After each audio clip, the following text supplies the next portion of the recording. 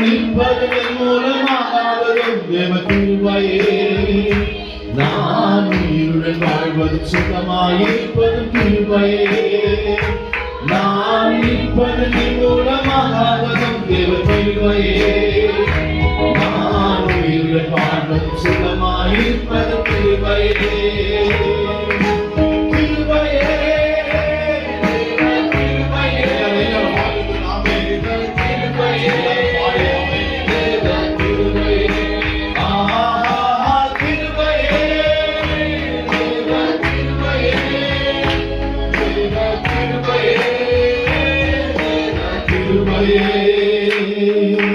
காலையில் எழுவதோ கர்த்தரை துதிப்பதோ